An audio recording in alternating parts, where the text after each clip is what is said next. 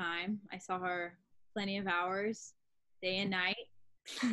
I coached with her this last summer with Illusions in it and Christian and Lauryn, and it was one of the best times I had, not being a player. But yeah. Oh, I tore my meniscus, so that's fun. But I bounced back, and now I'm back in the infield and playing. Awesome. Okay. Yeah, we want to talk about bouncing back from injury later for sure. All right, let's go ahead with Christian next to me here. So this is my sister. Christian played at Tufts. So yeah, why don't you introduce yourself? Yes, hello. I'm so excited to be on this. So I'm Christian. I played at Tufts, which is in Boston. So it's a D3 liberal arts school, nerdy place. So that was fun. So I actually started out playing short and played short and third actually for a lot of my select career, and then college, exclusively shortstop, and then senior year transitioned to catcher. So I'll talk a little bit later about what transitioning mid-career in terms of positions is like. But yeah, really excited to be on here. Let's go ahead and show them our mugs so they can see what's in our cup. We're enjoying some nice water today. Cheers. Cheers. Bree, yeah, what's in your mug? I'm drinking strawberry milkshake. Oh, that sounds really good. She beats us. Okay, Lo, is your audio working, you think now? Is everything good? I think you're muted. No, you're not. I'm not. Can we hear? That's rough. That's really rough. Yeah, it's still kind of delayed. Yeah, see if you can mute yourself and see if you can get it better connected, and we'll introduce you in a minute. Sound good? Awesome. Okay, so go ahead and get started. Wanted to just talk to you guys. One thing I like about having these girls here with us is that everybody kind of represents a different area of college softball. So Christian played D3, Bree's in NAIA, and then D1 with Lauryn Banks and Calyn Adams. So I think they can bring a lot of diversity and a lot of good information because we have players who want to play at all different levels. And hello, Darren. Thank you for saying hi. Thank you for being here. Awesome. So just to get started, let's go ahead and chat about,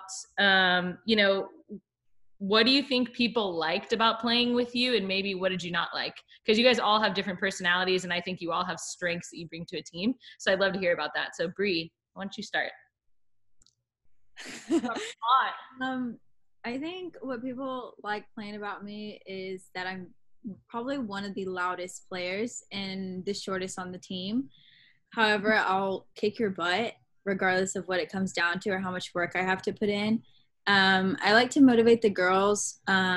We had this one player, Taylor Roman. She was like huge. And I always wanted to be like, oh, I'm going to beat Roman in a race. I'm going to beat her in a race regardless if I have to go like, I'm going to beat her. But obviously Roman's really tall and really fast, really athletic. So, but I just like being competitive. I like bringing the team up. I like keeping them in high spirits in the game regardless of what the score is. I think one thing that they hated maybe was that I was too loud or in their face and like just like, come on, like you can do this, like come on, like be better, come on. And I don't know, I think just my voice is a positive and a negative for me, but more of a positive. What about the necking? Oh, come on, Christian, you don't want to get 24 necks. Stop. Yeah. What did you text Christian on her 24th birthday? I'm gonna neck her that many times, and she explain what necking is. Yeah, can you give a quick demo? The necking, ladies and gentlemen, is where you like hit slightly in the center of your neck. It's not slight. There's nothing about it that's slight. If you know them very well, it's not slight. But if you know them not so well, just little touch. Okay, guys, and it helps with your wrist, flicking the wrist. Oh, right. That's what helps with. Got it. All right, Calyn, why don't you tell us a little bit about what do you think people liked about you as a player and maybe others struggled with? I think my biggest asset was my work ethic. I tirelessly worked on my own and in practice, and I think that sends a message to your teammates and the coaching staff that I'm willing to do whatever it takes to win. On that same kind of level, I was way too hard on myself. And and I wore my emotions on my sleeve a little bit. And I think that was probably frustrating for some people. The ones who were more collected, if they bobbled a ball or whatever, they struck out, I'm going to be pissed because I expect myself to do better. So I think people probably didn't appreciate, or maybe not appreciate, it's not the right word, didn't like how aggressive I was in that sense. So I would say that was my worst and best. Yeah, but of course I could see the negative side too. Is probably part of the reason that you made it to that high of a level, right? I mean, if you're tough on yourself, of course we have to find a balance, and that's always difficult. Right. But I'm sure there could be strengths at times as well. Yeah, because Bree, you were pretty tough on yourself too, and tough on the other people around you. You were kind of tough on me too, so. Yeah. All right, Christian, what about you? First, I want to give a shout out to McBride team. What's up, ladies? We're representing really well in the attendees. Best quality, work ethic. I think Calyn and I are similar in a lot of ways in terms of softball, but definitely liked being the one that stayed after practice and continued doing reps. I just enjoyed that. I liked that time because I felt like it was really pointed and specific on what I needed to work on. So I think work ethic, and I think my teammates knew that at any point I'm 100% bought in. Negative, I was one of those players who got in their own way in terms of my mental toughness. And so I feel like that was probably frustrating. I know that, when I played with people that had so much potential, but they would get too in their head, I was frustrated for them because I wanted them to actualize their potential. So I know people would, try to help me in that regard. And I know that's probably my biggest setback and downfall as a player. Did you guys ever experience anything like that? Or had a teammate that you worked with that was like that? Mental toughness is probably a good one for me and a lot of people that I know. Yeah.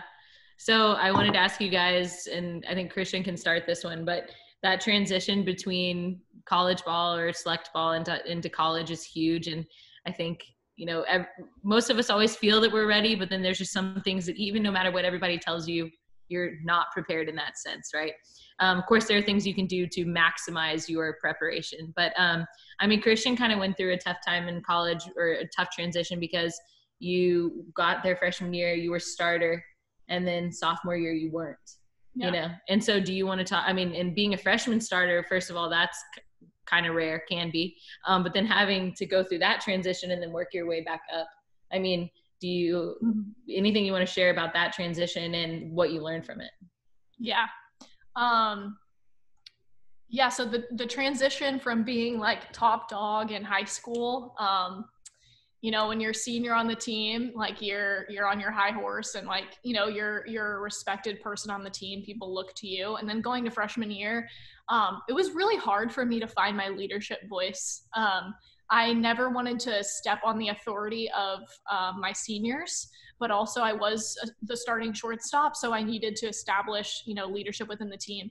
So that was really hard for me to navigate, because I feel like in college, your fall and your first year is you kind of earning the respect and credibility on the team. So it was hard to navigate the two. But I would say coupled with that, so started pretty much every game my freshman year, and then sophomore year didn't. And that sucked, honestly. I would say that was a really hard transition. The biggest thing that I learned is when I wasn't playing, that sophomore year, I really struggled to be a selfless teammate. I'm really competitive, right? And I'm sure we all are if we play at the collegiate level.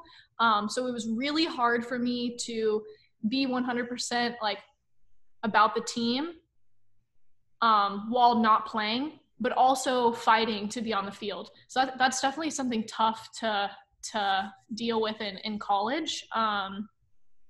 Did I answer the question? Yeah. Okay. No, and I have been thinking about this for a while and have talked to players about this over the years, but for me personally, and this was a long time ago now, right? I wasn't a starter when I was younger, 10 and 11, where I think a lot of you guys maybe didn't go through that, and we can hear about it. But so I learned then what it was like to not be on the field and how to earn the spot. Whereas from watching her play, she was, always one of the best players on high school, one of the best players on her select team. So she didn't learn that process until college. So I'm almost grateful that I was born not as good as she was because then I had to learn that early. But what about you guys? I mean, Bree, with you've kind of been a jack of all trades. You're in your sophomore year and you've already played, I think, 12 positions and there's only 11 on the field, right? So 9 on the field, 10, 9. That was bad. So how has that been for you and what have you experienced? Well, PGF, I hurt my knee. That was the last tournament. So going into freshman year, obviously working out in the summer after that last tournament to get my knee stronger so I can be ready for what coach had planned for the first week. I didn't finish our fitness test because it swelled up. So I was out for fall, and then for fall break, I worked really, really hard.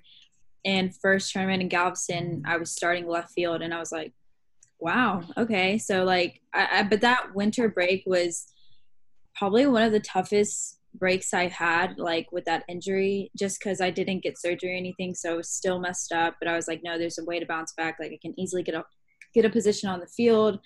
It doesn't matter which position, I'm just going to play. I'm going to play for the team. If she gives it to me, perfect. I've worked hard. So I play left field, and then we were playing TLU. Probably mid-April, we played TLU, and there was 2 outs, bases loaded, and a shot over my head, and I'm running. I don't really hear my center fielder say fence, fence, fence, so I knock into the fence. I mean, luckily I caught the ball, game over, but the point was I ended up with a concussion, and so I was out for 2 to 3 weeks after that, and then when I was 100% again, coach didn't put me back on, which I was a bit confused, and I kind of talked to her about it, but she, junior, ended up taking the position after me, which is, I guess, in my mind was okay, well, she's a higher class than me. Maybe I should just be okay with it. But at the same time, I was working harder. I was finding my way back. And then come regionals, she put me into bat first, and I was playing third base, which I've never played third base in my life, ever. I've only played shortstop and middle infield and outfield.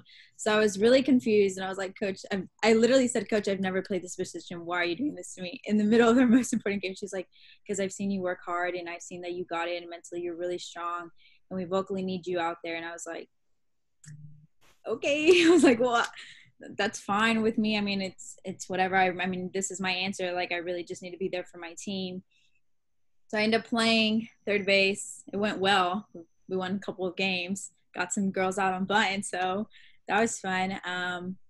But then after that, coming summer again, I worked out, and then I ran again in fall. I played a couple of games, and then I actually messed up my knee. I ended up tearing my MCL and my meniscus. So I had surgery again first week of break, and then I went to rehab, and then I ended up playing shortstop, and I'm currently playing shortstop right now. And it's going well for me. Okay, so how important do you think it is to know how to play multiple positions? I think it's really important because whatever position is open, regardless if you've never played, I think you should give it a try. I mean, you're on the field, you're playing softball, and softball gives you many opportunities to play any position. I think learning new positions is perfect. It helps you adjust mentally, how many expectations that position takes. So now I'm in love with third base, even though I'm not going to play it probably anymore, but I mean, I hope. But I think the dirt is fun, but green is always better for me. But yeah, I like getting dirty. So. And you mentioned one other thing that I really liked. You said your coach wanted you on the field, even if it wasn't necessarily your position, because of how vocal you are. Yeah. And all coaches have different styles, right? I mean, do you think I like loud or quiet players? Loud, very loud.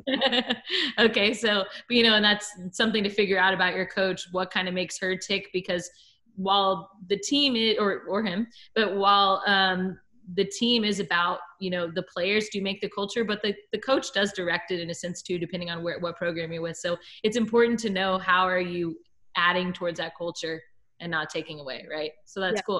I love that you showed her that you were allowed, even when you're not playing, when you had a concussion or whatever, you showed her that you needed to be on the field, and she brought up a reason that wasn't even necessarily about your skill. Because I mean, we've talked a lot about controllables versus uncontrollables, and the way that you talk is something you can always control. No matter if you're having the worst day ever, you can be vocal, right? Yeah. It's more positive. Like, even if you're sitting on the bench and you know that you are better or you have better skill than that player playing the position you want, but like just being there for that person and just like understanding her mistakes or what she does correctly, like you can be stronger that way. That's how I learned, like from that junior playing that left field position.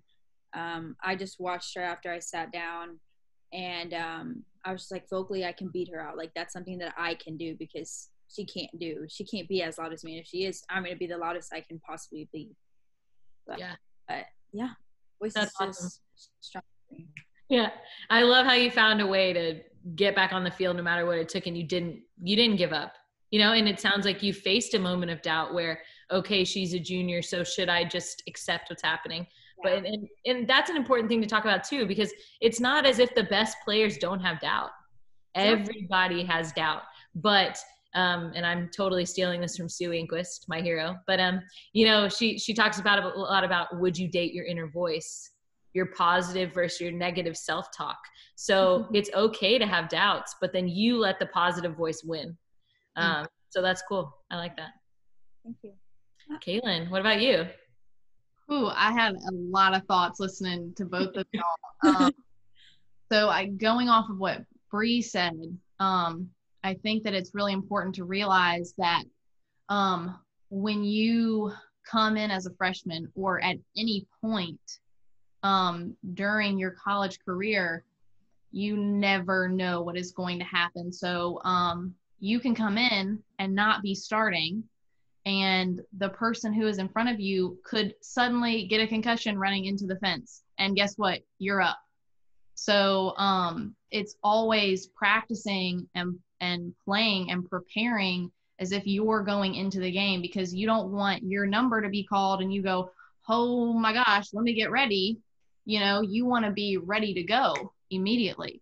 So I think that that's cool, like that you've been through those experiences on both sides, Brie. I mean, I hate that you had to get hurt, but you've kind of seen both sides, like having to fight for a spot and then having to kind of be ready to get back out there. And then going off of what Christian was talking about, I can remember my freshman fall, we played in our first little tournament, and I got one at bat.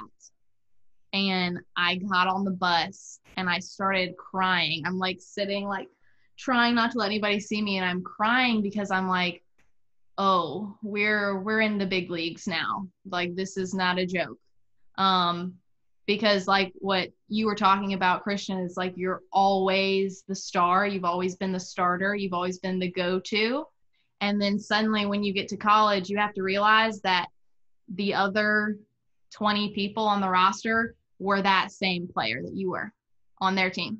So you have to find this balance of scratching and clawing to find a way to get on the field. And then also, Christian, I struggled too with what you were talking about, you know, if there was a person playing in front of me, being happy that she got that opportunity, because I'm sitting there going, I want to play. I want to be out on the field. I want to be doing this. And it's tough. And even in practices and stuff, I can remember the girl who was a senior when I came in, Julia Eccles, we would practice second base together, and she was a stud. And I would pick her brain the whole time we were at second base, because I'm like, she knew if anything went down, I was ready to go in as a selfless teammate who was willing to step up, but also as a competitor.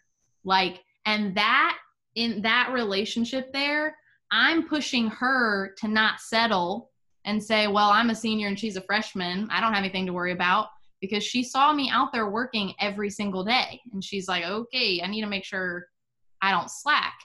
And then it's funny how the game just kind of goes full circle, because then when I'm a junior, I have a kid that comes in behind me who's a stud, and she's out there every day picking my brain, asking me stuff. And I'm like, I better not let up, because she's going to be right there behind me, ready to swoop in if I don't get the job done. So it's really such a fine balance of being a selfless teammate, but you also want to be a competitor and you want to push your teammates and push yourself. So I also struggled with that a lot, finding the balance and putting the team. Ultimately, I wanted the team to win. I just wanted to be the one out there when it happened. So, it's a tough balance you have to kind of learn. So sorry, I had a lot of thoughts about all that stuff. So yeah, well, and again, I think that's just shows, I mean, it's not as if the greats don't have those thoughts too, that they want to be out there. And it's not as if they don't have moments where they feel selfish, but which voice do you let win? Those are all normal human thoughts. Cause I like what you said in the beginning about, you never know when your number is going to be called. And I can say from a coach perspective, there's been many opportunities when I've been coaching where I wanted to reward someone and maybe get our 10th player in, but then the moment came and I couldn't, because she was sulking on the bench, or, she wasn't giving us 100% of what she had that day. So I think that's a really great point too, because from that coach perspective, we see when kids are giving their all, even if they're not in the top 9 or when they're not. And most coaches are going to try to find ways, to get everybody in. So if you're showing with your voice or whatever it is that you're ready to go, that those things can be rewarded. Yeah, for sure. I know, my freshman year, really how I got into the lineup was I got a couple opportunities to pinch hit and I was successful, and then they kept putting me in, and eventually I got into the lineup. And it has to do with everything you were just saying. Like, when we're on offense, me and a couple other freshmen, we're down there with our batting gloves on, getting our timing off the pitcher, cheering. And so when Coach Ricketts would look back, she's like, oh, well, Calyn and Morgan are ready to go. So, it's not a matter of, well, that kid's sulking, so we're going with this kid. It's really putting the coach in a tough but good position of, well, we got these girls to choose from, who's going to be good in this position. So again, just always being ready, because you never know. The game of softball is crazy. You never know what's going to happen.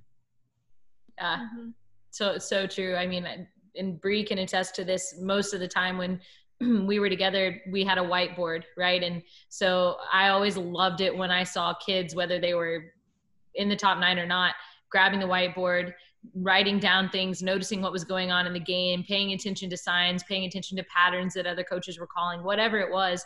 And we would try everything we could to find ways to get those kids in the game, even if they maybe weren't necessarily batting in the top 9 at that time, but it's because they're showing that they were willing to do something outside of the physical to help their teammates. Because if you're over there paying attention to signs and stuff and you're just trying to help your teammates, and you're not hitting, you're literally just helping the team. You're being totally selfless. So yeah, it's from the coach perspective too. I appreciate that a lot. For sure. So what do you guys, and Bree, I want you to, after this question, I want you to share your TikTok, but it's coming. What do you guys, as far as recruiting is concerned, because, I think we get asked about that a lot. What did y'all do to get noticed? What kind of things stood out? What do you think worked? Is there anything you did that you thought was a waste of time? What advice can you give as far as the recruiting process is concerned? Take it, Calyn. For me, I really pursued being fundamentally sound in everything. Ground balls, fly balls, hitting, bunting. Bunting is a really big thing. Just throwing that out there.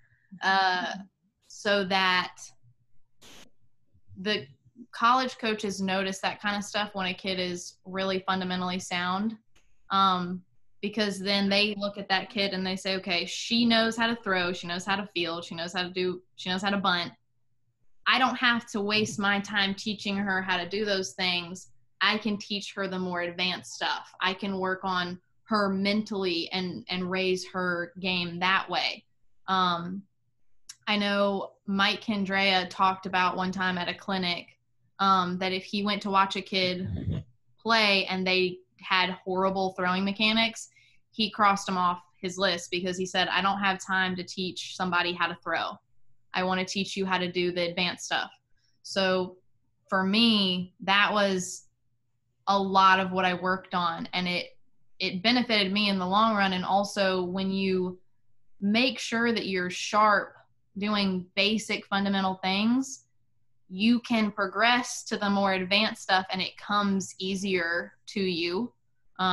Not that it's easy, but it comes easier because you can, when you can field a ground ball and make a good throw, simple, it's easier to learn how to do an on the run slot throw because you already know how to do the basic fundamental stuff. So for me, that was something I really worked on and it really benefited me. Yeah, that makes a lot of sense too, especially when it comes to injury, right? If you have more fundamentally sound mechanics, you will hopefully be able to go longer with your career. What about you? I think probably the biggest thing was when we were at tournaments. I think having Kate as a role model in terms of coaching and playing, something that like she instilled in me, is voice. And we've already talked so much about voice like in this Zoom. So I think that was something that set me apart. I made it a point between every pitch to say something, because I knew that if I could be at least the loudest, someone looks, right? That's your instinct. Someone's gonna look at you if you're being loud. So I'm not as loud as Bree, definitely not. Bree has a different capacity. No one is. But right, like I was as loud as I could be. So that was my give. And I liked to communicate with the pitcher a lot, because I was so close to her at short, and I wanted her to be able to look at me and like know that I had her back. So that was something that I think made me stand apart on the field. What about you, Bree? Yeah, I agree with both of y'all, honestly. I remember you always telling us, like, we're the loudest team on the field. People are going to come to our game. Like, people are going to walk from leaving that game that's so quiet. They're going to come see, like, what's all this chat about. And honestly, fundamentals is, like, really, like, important because if you don't have that locked down, then you're still going to be working on that through college. And you should already have that locked in before getting there so you can learn different things in college. But voice is just me. That's just who I am as a player, on and off of the field, honestly. But yeah, I think the voice was the best part that I learned from you, Kate. Just staying it positive and being up there, even if you're just telling the player like, hey, we can do this better as a team. Like, but let's just talk. Let's just have something to say each pitch, Christian, the way you said it. Even if it's just a joke, an inside joke you and the other and your teammate have, I think that's just keeping the game alive and keeping it fun, regardless of what's happening. You could be down by 8 and you'd be like, we're gonna come back right now. Like, no worries, we're gonna bat, we're gonna score. Like, it's okay. Like, that pitcher has nothing on us, regardless of who the team is, who the other coach is, who's watching. Like, just being the game, being so fun and so loud. I think that's just the best part. Like, that's what I love. Yeah, me too. I mean, I was definitely a very vocal player too, so maybe that's why it went along with my coaching. But one thing that you guys didn't mention that was really important for me is to stand apart, I really focused on my academics. Because I wanted, when the college coach walked up and grabbed my profile sheet, I wanted my GPA to be the highest one on there, my SAT score, whatever, so that if it came down between me and another girl and we were right here, maybe academics was the thing that set me apart. Maybe it got me a little extra scholarship money, whatever it was. So, you know, there are things we can do too outside of skill. And, you know, like you mentioned vocals, academics was really important for me too, because I think it helped me play at a different level that I potentially maybe wouldn't have played at without those same grades. Yeah. Sure. Okay, so Bree, I want you to show your TikTok. So y'all, Bree is the queen of TikToks, and she and her team at U of H Victoria have gone absolutely bananas on TikTok. So we're doing 2 prize giveaways today. They're both the Bonet ballast balls. So what we're gonna do for the first prize, the first person either on Facebook or here in the chat section, the first person to correctly comment where her team is during this TikTok will win the set of ballast balls. And you can go ahead and share your screen, Bree, and I'll keep telling them while you share it. So the first person, I'll let you know who it is. And then to claim your prize, just shoot me an email, ccain@texasblaze.org, and you'll get it. All right, go ahead. Baby, come give me something. Oh.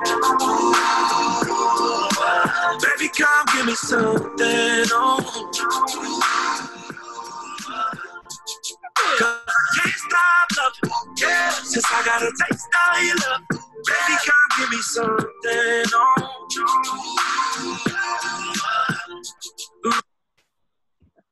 That was pretty awesome, Bree. You notice how we all had Crocs on? Oh, I didn't notice, but knowing you, I wouldn't put it past you. Okay, awesome. All right, so our winner is Sophia. Woo! Good job, Sophia. So Sophia, shoot me an email, ccain@texasblaze.org, and we'll get out some Bonet ballast balls for you. But Darren, you were a close second, so great job. Darren doesn't even play anymore, and she's trying to get these balls. Okay, awesome. So let's move on. And Bree, how many TikToks have you done during this COVID-19? Don't answer that. Okay. Christian, that's another neck, actually. You know what? That's another Oh, we're at 25. I've done like a good 10. It's just because like Greg, he's not good TikTok material. He's just not. There's not a word for him to put out there, but he's not up there with me. Yeah. I need my girls to be in sync. Yeah. Well, and hey, the TikToks probably help with, you know, team chemistry and all that. Oh, for sure. I'm Even for it. not coordinated enough. They're like, oh my God, I can move. And you're like, oh my God, yes. Teams who dance together stay together. No, exactly. And play hockey. I shot one actually, but we didn't get to finish, sadly. But I recorded it like a 5-second clip of every time we played hockey. So hopefully I get to finish it next year, sometime this year. Next year. Yeah. Sometime when this is over. Yeah. Okay. Hey, Lauryn Banks, you want to try and see if you can come in? Yes. See that beautiful face. She thinks her internet is good now. Yeah. Your voice is great. Oh my God. Thank you so much. You're so welcome. Really. Was that In just my heart, smile. Oh. Okay. Let's go. Let's start again. But hi, guys.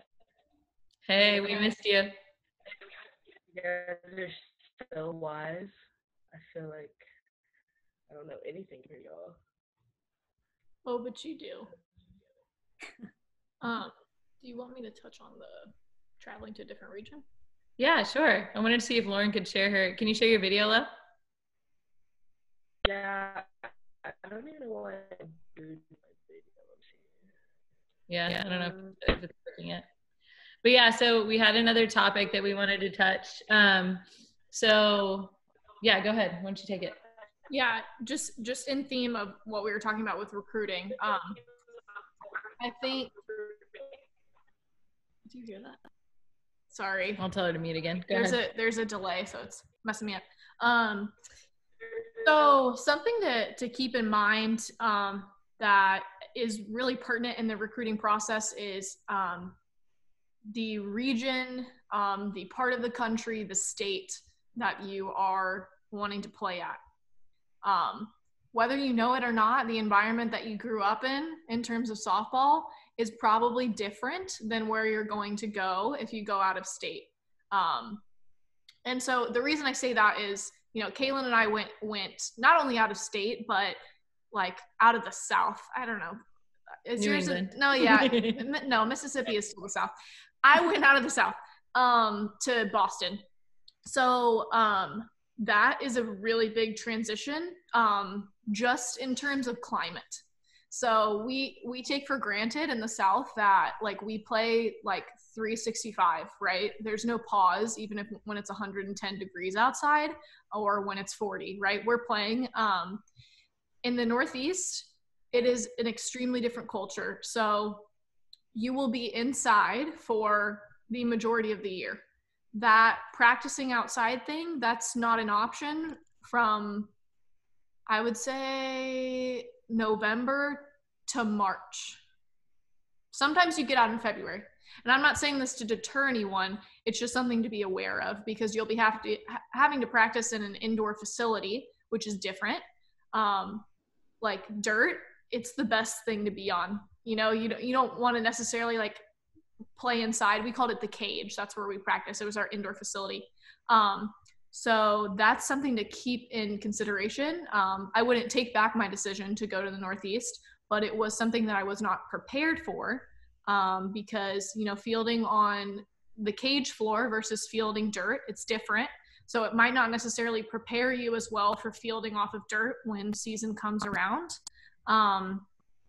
So yeah, those are just things that people might not necessarily talk about in recruiting, but it is something to you know, have in consideration. Yeah, that was a big transition for me too. I think we're really lucky in Texas that we get to play as much as we do. You guys know I'm obsessed and would love to be on the dirt every day.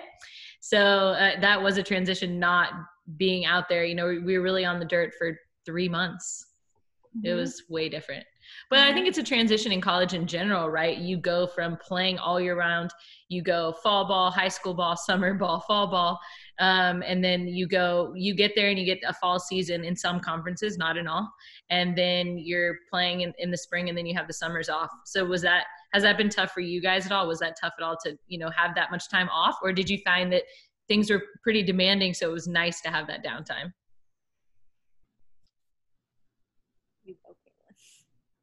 I think for me, I liked the not playing in the summer, but only because it allowed me to work out really, really hard. Like summers were dedicated to fitness, because I wanted to be able to roll back in August and pass the fitness test and, hey, let's move on. What's the next thing? And then in the fall, we did have, I think we were allowed to play like 8 games in the fall. So, we usually hit that max every year. So I like practice a lot. So not playing all year round was okay with me because it was just more time to practice. So, it didn't really bother me too much. The way the year was set up was really perfect, I guess, in my eyes. So, yeah, that's a good point too, because we face that a lot in select ball, where we play so many games and we don't get enough practices in. So for sure, that's nice that you have that time for development. Mm-hmm. What about you, Bree? Because you played all the time from a super young age. Yeah. I think that first time that I had last summer, well, I got invited to coach. That was fun, seeing it from a different perspective. I'm still out in the sun. But yeah, I had a time to rest, to like really collect myself and really evaluate that whole year and how I felt about it and how I could use this summer to be stronger than what I was before, 1% stronger, 10% stronger. I read books about softball and mechanics, and it kind of helped me mentally. I think mentally the summer is like a perfect time for you to work on your mentality. Like, what did I do wrong, or what did that season, like, that I could have been a better teammate, a better player to my coach, a better whatever it is that you thought you couldn't do correctly. But I like summer for fitness too. I really work on myself, and I don't have to wait on other people, or we don't have to like max out a certain day. I like building up muscle. And that last summer was really to build up my muscle for my knees. So that's what I did. This summer, I'm really going to do full body, hopefully coach again. And yeah, that's what I use my summers for. And you can also take summer classes, which I took one last summer. It was fun, but I like face-to-face better. Oh yeah, I was actually going to ask you about the balance between athletics and academics. So that kind of takes us into that. How do you guys balance your athletics and academics when you get to college? How is it different? And Calyn, you'll be an awesome perspective too, because you were homeschooled. So that's something, different than the three of us can talk about. But yeah, how do you guys balance that, and what's it like, and what advice do you have? Academics, it kind of like hit me really hard in the fall. Well, I had an injury coming into freshman year, so it kind of was hard to go from workouts in the morning to class to the trainers to practice and going back to the trainers for rehab. But I gave myself time to always read my books or to always email my professors with questions. I think it's really important for you to get close with your professors as an athlete, because you miss a lot of things. And yeah, you make friends within the class, like your classmates or whatever, but sometimes those peers are kind of just like, oh, she always misses, or like, she's never here. She's always just asking for the easy way out. Oh my God, she's like always missing because her game. She's an athlete, like, whatever. So I personally get close with my professors, just to be on one-on-one on email. Even if you have to go to their office hours, I think that's perfect. But academically, I think you have study hall. We have 10 hours in fall, and then based off your GPAs, how much the higher your GPA is, the shorter amount of hours you get in the spring. So a lot of people would aim to get a high GPA in the fall so you can have less hours in the spring. But it's a little different from high school, just because like your teachers in high school, well, I went to a public school, an engineering high school, so it was really different from me because I took engineering classes and I didn't use them for college, because it's not what I wanted to be. But the professors are much different compared to the teachers that you have in high school. But study hall was always a big plus for me. Like when I would sign in, I would focus on studying. Like really studying is very important to pass your classes, because if you don't pass, you don't get to play. So that's important for me. What about you, Calyn? Yeah, it's funny when people ask me about the transition from being homeschooled to going to a college. I didn't really have too much of a learning curve. In high school, I woke up, I did my schoolwork, and then I went to softball. And that's exactly what I did in college too. So it really wasn't that different. I treated each professor I had as if they were a boss. And that's just, and like what Bree's talking about getting on their good side, because there are professors who don't necessarily like having student athletes in their classes, and then there are some who don't care. I just treated it like they were a boss, and I made sure I was on time. I made sure I paid attention. I wasn't, scrolling on my phone. I wanted them to know I was serious, and that I took their class serious, and I wanted to be successful in it, so that when I went up to them and said, hey, here's my travel letter, here's where I'm missing 15 different classes. No, you're not going to miss 15 different classes. But they didn't go, ugh, this kid doesn't even pay attention to my class anyway, They were really willing to work with me, and also being proactive about that, and, not saying the day before you're going to miss class, hey, I won't be here tomorrow, saying at the beginning of the year, here is my travel letter. I will remind you when I'm going to miss class, and staying ahead of that and trying to turn assignments in early versus late. just all different ways to kind of stay on their good side and earn the respect from them so that they could help you. They're an asset to you. So, yeah, that was kind of my experience. And I loved what I studied, and I really enjoyed my classes and stuff. So I didn't have too much trouble like doing the studying and also balancing it with softball. We also had study hall. I just filled my study hall hours with tutoring. So I could knock it out and I could get one-on-one tutoring time, and I could feel really good about, what I got done. And I mean, that's the life. I loved it. I loved the grind of you wake up, you work out, you go to class, you go to practice all afternoon, you put ice on your shoulder, and you hit study hall. I loved that. It was super fun. You meet a lot of people from different sports at study hall, which is a lot of fun. So, you just have to make sure you focus, right? But yeah, we talk about that a lot, right? How to balance that. I think if you love what you're doing, if you love what you're studying and you love softball, it's not super difficult. It's just a day in the life. You're living the dream. So that was kind of my experience with that. Bree, what are you majoring in? What? I'm sorry. What'd you say? What are you majoring in? Criminal justice. And Calyn, what did you major in, and what are you doing now?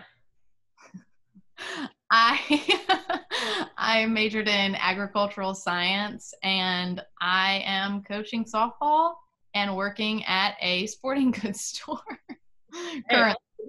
So, yeah, I majored in political science, and I'm coaching softball. So, what about you? I majored in Spanish and minored in entrepreneurship and economics, and now I'm doing sales for a human capital management company. You don't want to represent the name? Throw out the name. ADP. If you need payroll, I'm your girl. Okay, awesome, guys. I want to hear about your favorite travel ball memories. I think we got low again. Lauryn. What How you doing? What are you doing? Mike. We can't hear you. Look at Bree. Okay, so Bree, you go first. My favorite is probably playing hockey before each game. So I have this hacky sack, and it's probably two of my fists combined. Before each game, we would play hockey, and after 3 catches, whether with your hand, with your foot, you catch it after the third one, and you just chunk it. I thought it was a good shoulder warm up. Maybe it was probably throw out my shoulder a little bit, but I thought it was fun. It was always like getting the girls ready to play. If there was that one teammate that was like, "Don't touch me or you'll get it back," I'm like, okay, mink. So I think that's my favorite. My favorite tournament probably was the Atlanta tournament when we were the underdogs. And we came back and won the whole stinking thing, baby. What was that called? Lightning? Atlanta Legacy.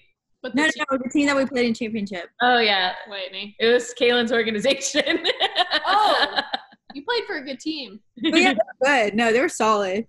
Was But Calyn on the team? No, No, she was a year out. Okay. it was Lady Lightning. Yeah. anyways, sorry, Calyn. Didn't know that. Fun fact. By the way, Calyn hates your version of hacky. Why? Yeah. Hard. okay, it's so fun to just see how long you can keep it going. And like when somebody like hits one really crazy and you got to move the circle and you got to like sacrifice the bod to like keep it going, that is so much fun to me.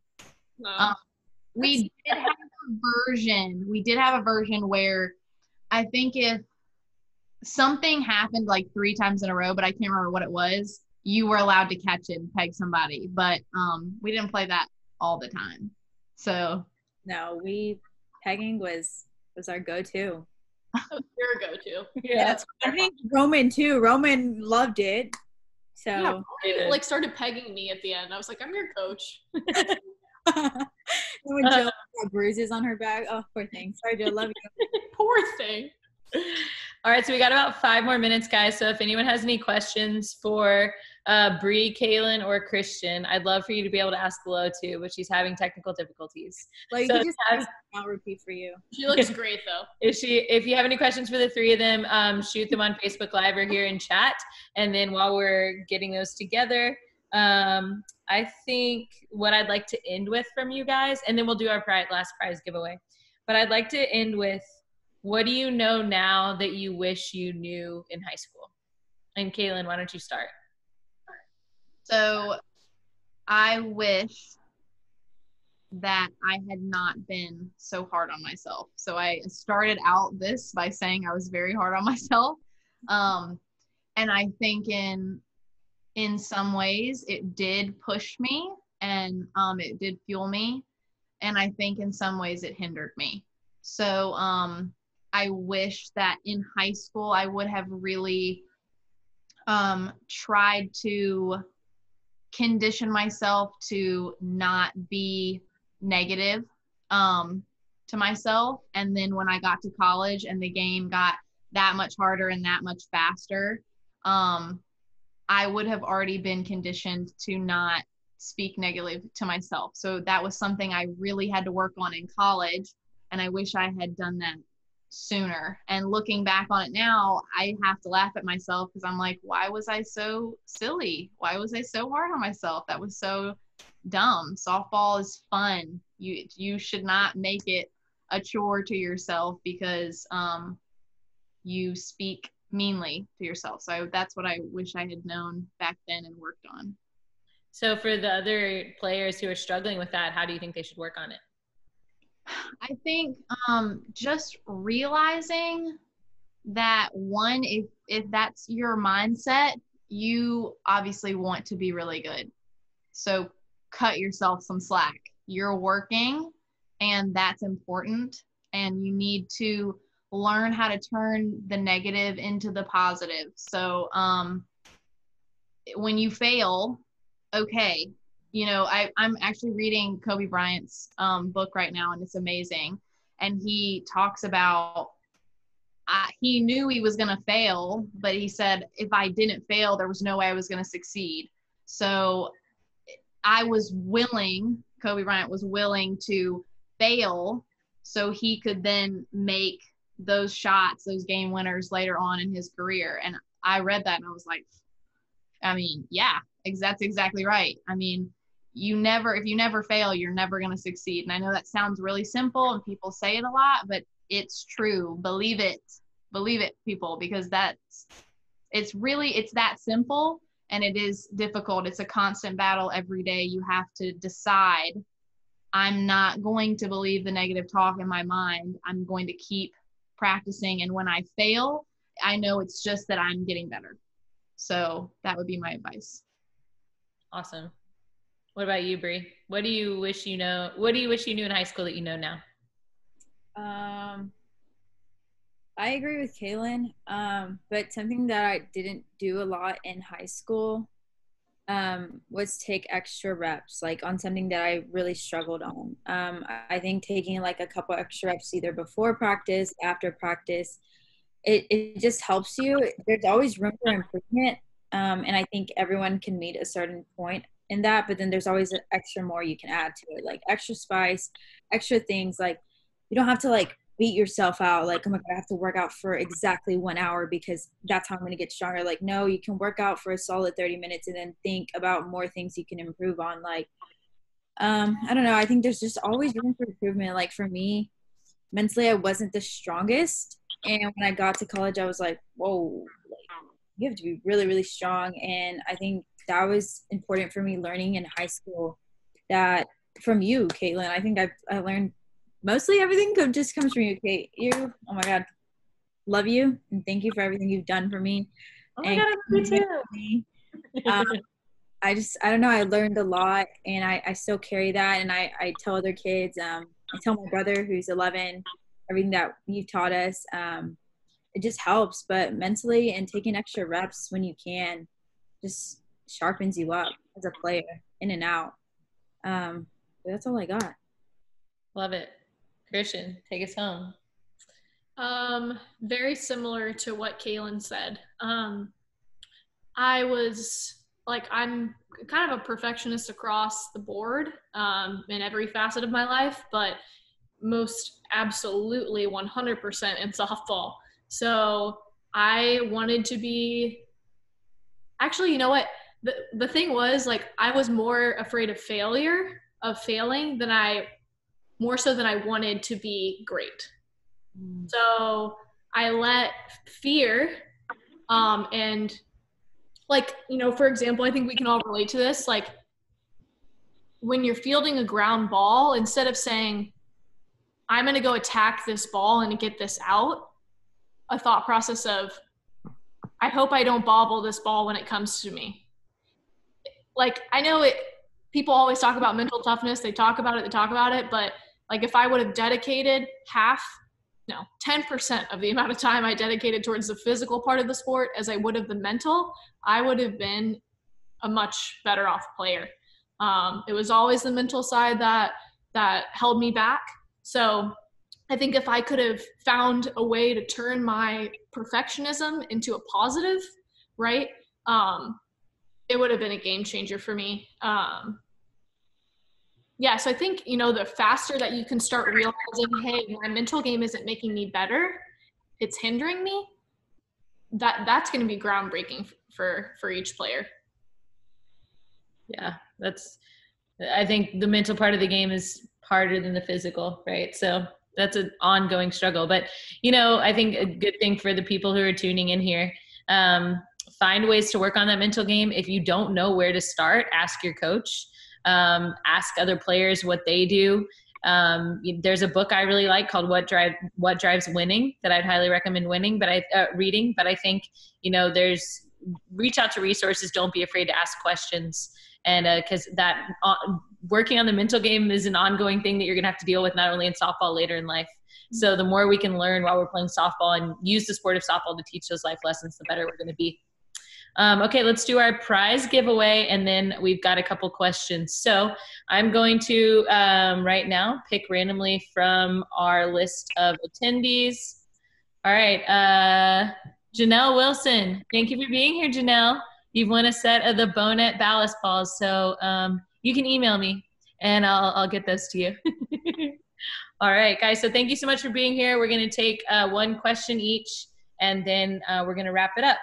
So first question here. Oh, hi, Kinsey. Thanks for being here. Kinsey. First question here is for Bree. How did you decide to pick U of H Victoria? Well, I live in downtown of Houston, and my other school of option was TSU. My mom works in Harris County of downtown, and my dad has a restaurant downtown as well. And I'm the oldest in my family, and I've always made decisions for my brothers or what's best for my brothers and I. Picking Victoria was more of being independent of myself, like learning how to do certain things as an adult by myself. Not yes, your parents are going to be there in college for you, and you might depend on them, like, hey, Dad, shoot me some $20 because I need $20 for food. But for me, it was more like I need to step out of Houston and go to a small town and see how I can do it by myself, like see my struggles by myself and go to my mentors or talk to people. Sometimes I would text Coach K, like, hey, this is happening. Like, what can I do? And it wouldn't even be my parents because my parents really don't know that side of softball for me. But they were always there for me. I always wanted to be by myself. I wanted to see if I can handle this by myself. So when I was done playing softball and I was an adult, you'd be like, wow, I could do this, this, and this because I've already experienced that through college. But that's how I chose Victoria. And I like the small town, not a lot of noise here in downtown. There's so much going on. Everyone's moving, everyone's doing something. And over there, it's quiet, put to yourself, everyone's in the community. I don't know, I like it. And it's Victoria's growing, so not too far from home either. It's just 2 hours south. So That's how I picked Victoria. Awesome. Yeah, I like that answer a lot because it just shows that a lot of thought went into that decision.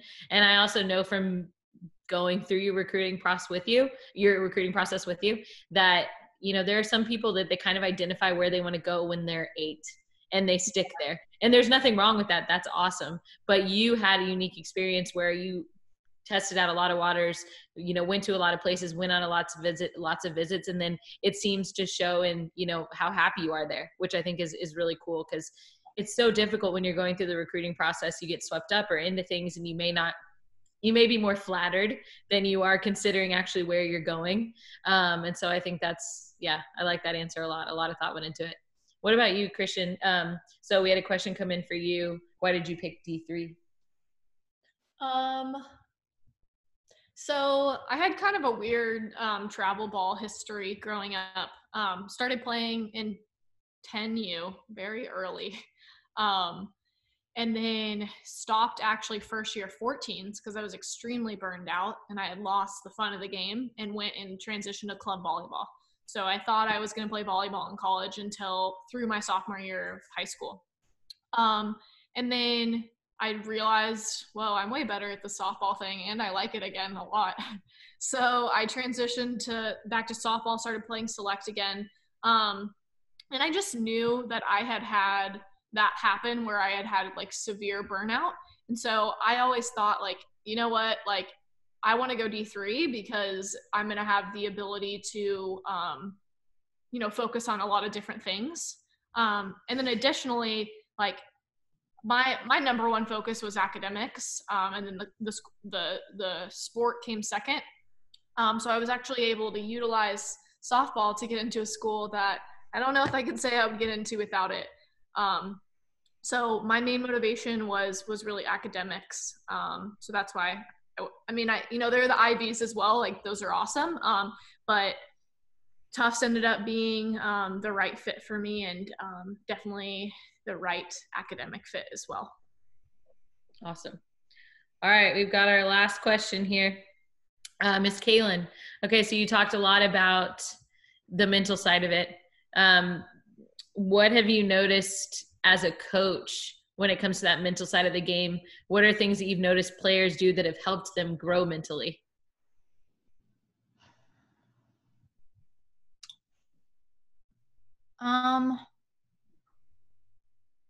I would say, and I hope people don't take this out of context, I like when I see kids who can almost make a joke out of it and not take it so seriously.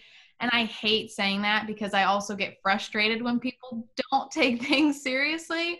But I think sometimes in some situations as a player, I took something way too serious. For example, I can remember hitting with my dad. He was throwing me front toss, and I hit like 3 line drives in a row, and then I popped one up, and I was like, ugh. And I was so frustrated. And he like walked over and he was like, really? That you just forgot about those 3 line drives you hit and you're upset about one pop up? And I was like, yeah, but I got to be consistent. And he was like, Calyn, chill. And there are some kids who I see do the same thing, and they pop the ball up and they go, oh boy, that was rough. And then they just hop back in, and I'm like, dang, I wish I would have been more like that. So I think seeing or being able to handle the balance of when do I really need to take this seriously and lock in, and which I think you should always be locked in, but and then also realizing, okay, this is front toss. This is not life and death. I don't, you know, my family is not going to disown me if I don't hit, you know, at least 50% line drives, you know. Something me and my sister always used to say to each other was, hey, you know, Jesus still loves you. You still get to go to heaven when you die. You not, you know, you booted that ground ball. It's okay. He's forgiving. So that was a way for us to kind of put it into perspective. And I like when I see other people do that. So, but I think there is a balance. We need to be serious, but then also know when we can be a little bit more lax and when we need to lock in a little bit more. Awesome. That's great information. All right, guys, I want to thank everybody for tuning in for our first episode of What's in Your Cup. So let's go, ladies. Let's get a quick cheers. A big thank you to Bree, Lo, Christian, Calyn for being here. Lo, I'm sorry we couldn't hear you. Technical difficulties, but I'm going to make you come back and do this again. All right. Guys, thank y'all so much for being here. It was really great. And tune in next week. We'll have a new group of current or former players that will log in and give us some more information. So thanks again, guys. Have a great Tuesday.